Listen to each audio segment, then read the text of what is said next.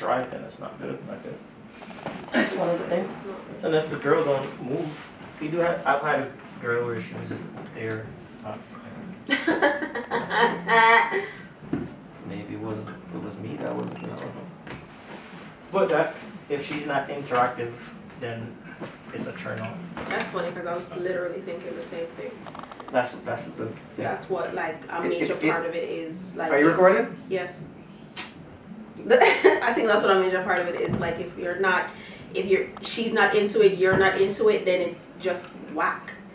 You know?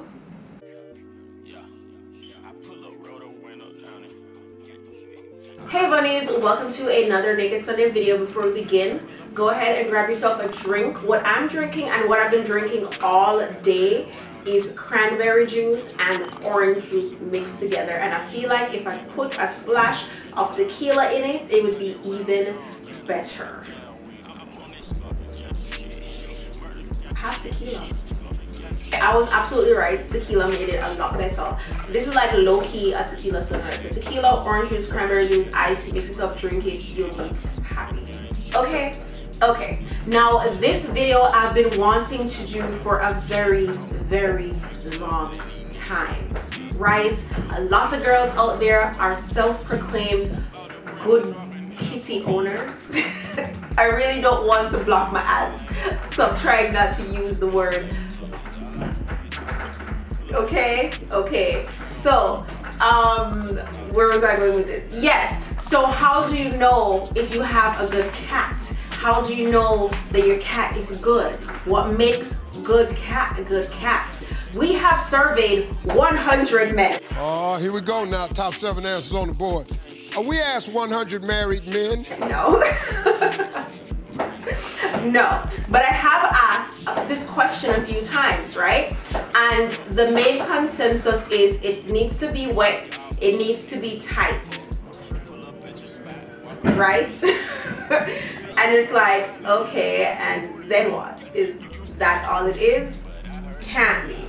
I asked my husband just now what makes it good, and he's like, I don't know. I'm like, you've never had good pussy before? See, I just said the word I didn't want to say. And he's like, no. And then he starts laughing. And he's like, I don't know. It can't be dry, because if it's dry, then it's not good.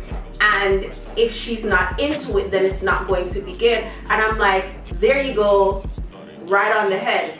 If the person, when you're with this person, you're having intercourse, if there is no connection, if there's no, I don't want to use the word intimacy, but if there's no vibe, if you're just laying there like a starfish taking it, it's not going to be good, right? And that's how I feel. The wetness, the dryness, the tightness, the looseness, I believe that's all subjective because of penis size. If it's a smaller penis, then obviously he would prefer a much tighter vagina that's not super wet, right? If he has a larger penis, he's going to want one that's not super tight. If it's too tight, then he's not going to enjoy. If it's not wet enough, if it's not super wet, then he's definitely not going to enjoy it because it's not lubricated enough for his big old dong. So to the point of it being wet and tight, that part is super duper subjective, right? I personally do like to keep a tighter vagina. So I'm continually, oftentimes doing my Kegels, like right now, Kegel, release, squeeze, release, squeeze, you know, yeah, all that good stuff. You drink as much alcohol as I drink. I have to rehydrate and balance that out with twice as much water, so make sure you're drinking enough, and that is going to keep you nice and moist when the time arises. That's also going to help when you're ejaculating, when you squirt or cum or whatever, cream or, you know, whatever. What you put inside of you matters, so that what comes out is great. Why am I fumbling my words? Now, on that point, on that note, I believe that the taste and the smell also matters, because we're not having sex with men who do not give head. The same way you men expect your dick sucked, we expect our clit licked. Okay? Okay.